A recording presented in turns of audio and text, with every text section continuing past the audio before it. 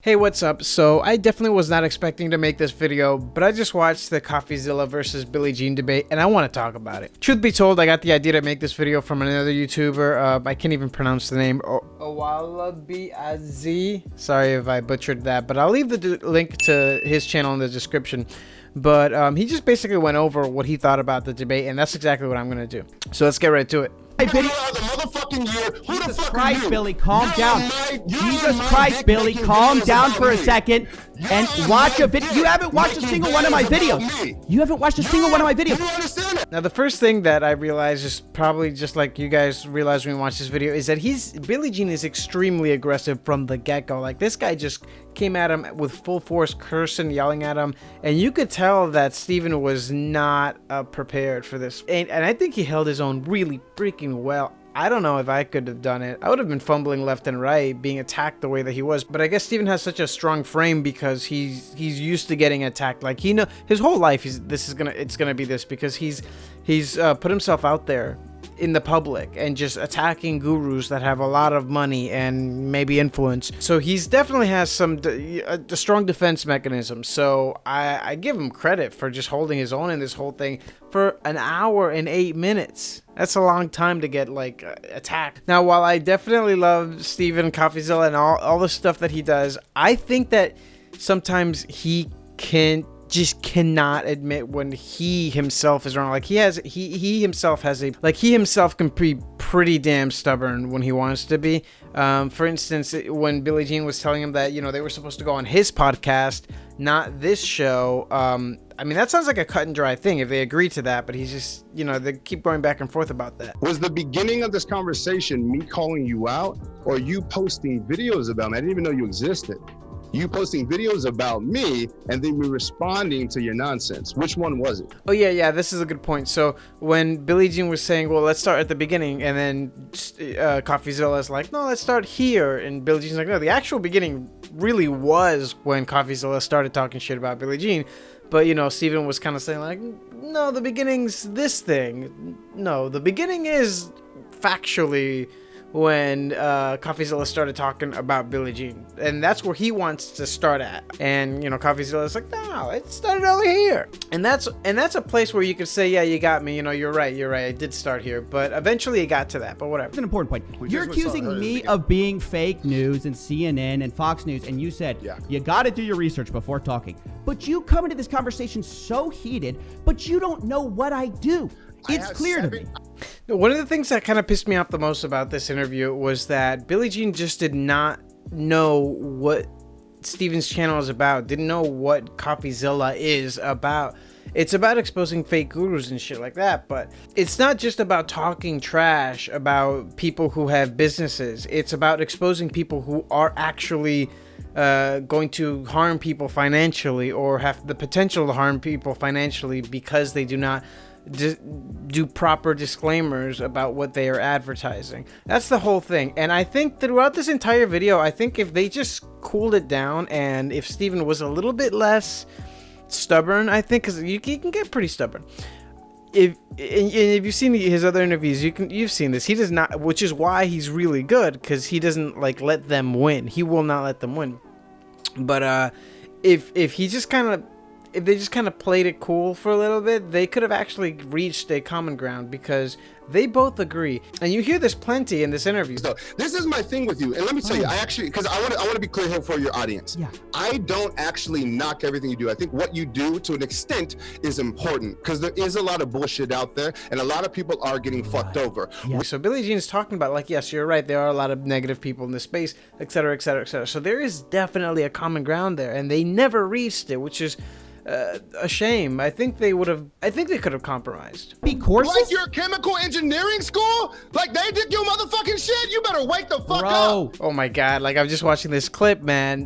Billie Jean freaks. He's just going, he's so mad. But here's the thing again, like, he's so mad because he thinks that this channel is just about talking trash about people. He just doesn't know it. So he kind of has the right to be mad and, like, get angry at him, but he did not do his due diligence. And, you know, I wish that Coffeezilla brought this up. He should have mentioned that the research that was done was from his team, which already has a strong bias against Coffeezilla. They're obviously going to be on Billie Jean's side. So they're all going to be just a bunch of yes men. They're going to say, yeah, man, this guy's an idiot. Look at this thing that we found about him. Look at this thing that we found.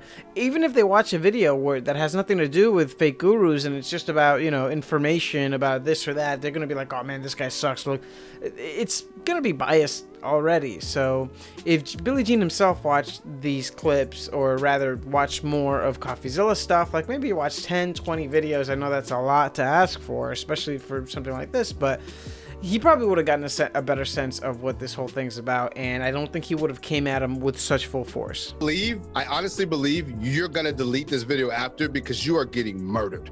Now, I have to admit, while I was watching this video, I thought that controversial hot take, whatever, Steven was getting creamed. And it's because he was doing that Trump thing where, like, he's just talking, Billie Jean was just talking over him.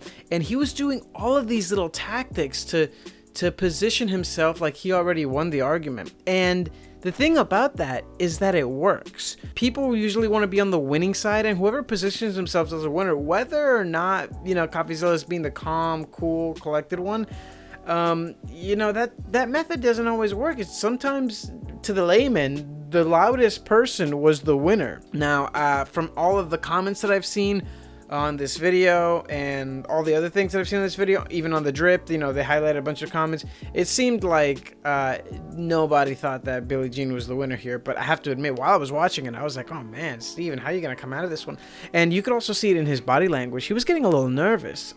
He was getting a little flustered because he was taking a beating. It was a freaking fight. Can I tell you sort of my biggest? Can I tell you my biggest problem with you? No. Oh, okay, I guess you didn't come on the live stream to talk. You came to blow out everyone's ears with your mic. That's crazy. When he said that you came here to blow everyone's ears off with your mic, like, that was fucking brilliant, because god damn, that mic sounds like shit. I think they fixed it later, because later it was sounding great, but it was just yelling so loud, and you couldn't, it was just so low quality. Good one on Coffeezilla. He gets a point. We're not doing points, but whatever, just points everywhere. Oh man, he's even like, oh, awesome, cool. He's so brilliantly condescending. He's such a good asshole, Billie Jean. But that stuff works, and that's probably how he got to where he is today, because he can do stuff like that. You know, it's difficult for some people to be an asshole. He can do it really well. Every time he was asking for the clip, all I could think of is Joe Rogan. Jamie, put that on. Jamie, put that clip on. Jamie, put that clip on. Because we went on your thing, it's there. Can you play the fucking We're clip, going to do the Johnny? podcast. Oh, pull it up, Jamie. I think this is very telling when he talks about, where did this thing go south? Things. You had this genuine curiosity. So I want to know, when did shit go south? That's what I'm trying. When did Nothing you feel? went south. Here What it are is. you There talking? it is. He really thinks that this entire channel is about putting people down. Like, it started with genuine curiosity, as he states, and then he's like, well, at some point this went south and you became a bitter, angry person. And so he did, but he also admits that there's value in what he's doing. So it's kind of, I really think that they would have both just agreed. I think they actually agree with a lot of things. Of course, Coffeezilla does not do courses. He does not believe in all this internet course stuff. I myself, I'm fine with courses. I've paid for courses, and I've gotten a lot of value from some courses. I've actually only paid for two courses. One that was only $27. It was definitely the Tripwire type course. It was garbage. And it was back in like 2016, and it was a Kindle publishing type. So you guess who was responsible for that, and it wasn't very good. And then another one that I bought, which was far more expensive, about $700 actually, but boy, value packed, and I actually did end up growing a business from it. I didn't continue with the business, but the amount of information that I learned, and I actually made money, it was invaluable. So I'm not like Coffeezilla that's like, no way, courses are a no-go, but there's garbage out there. So I've seen a little bit of both, and I think that Steven is way too harsh on all courses, where there's actually some that provide legit value. So, and with that said, I think that Billie Jean's courses are probably, I haven't taken any of them, but they're probably on the side that provides actual value to people. And that's probably why he feels so comfortable coming up into the show in the first place, because the fake gurus who are trash, they know they're trash. They ain't coming down. They don't want to defend themselves because they know they'll lose, and not because of rhetoric, but with facts. Like, if it was just a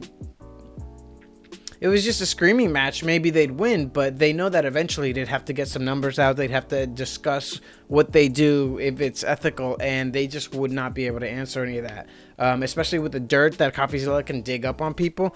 So the fake gurus, the legit fake gurus, are out. But Billie Jean, he's here defending himself because he truly, genuinely believes that he is serving the greater good by providing the courses that he's providing. Now, some people disagree that Billie Jean came in there to defend other people. They think that maybe he just came in there to defend himself. I totally understand that argument, but I actually believe that he did come there with the idea that he was defending other people, because like I said before, he really believes that Steven's entire channel is just about putting people down, and he does not like that stuff, especially for someone who is so adamant about like lifting people up, getting rid of the 9 to 5. I really believe that Billie Jean believes in his mission.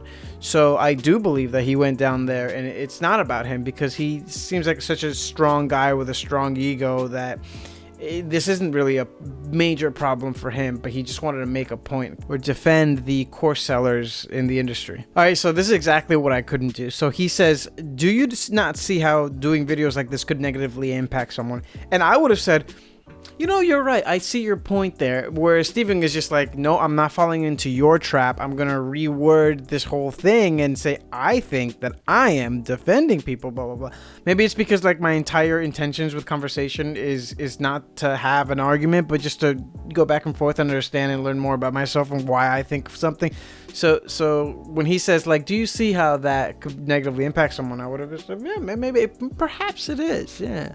Let's explore that a little bit, whereas Coffeezilla is like just not having that. Now, when Billie Jean asks him if he has ever owned a business, it sounds like a cheap shot, but to me, it actually makes sense. I think that's a pretty relevant question, because almost all of the courses that Coffeezilla's talking trash about pretty often are about making businesses. And if he's never had a business, it's kind of like, well, you're talking trash about something that you kind of don't know.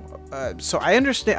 I get that point. I understand how Billie Jean could be frustrated with someone talking about business and people who want to encourage people to start businesses, and someone's out there talking trash about the whole thing when they've never even had a business. Look, when you're talking to masses of people, do you think it's a good idea to recommend people go to LA? What? To be an actor. No, it's a bad idea. Why? Because most people don't become actors. Now, while I totally understand what Coffeezilla is trying to say here, I hate how he said it. Like, it's not going to happen for people. And see, that's why Billie Jean is upset about it. And I completely get it. Coffeezilla is saying this isn't going to happen for people. And Billie Jean is saying it can happen for people. Why are you crushing these dreams?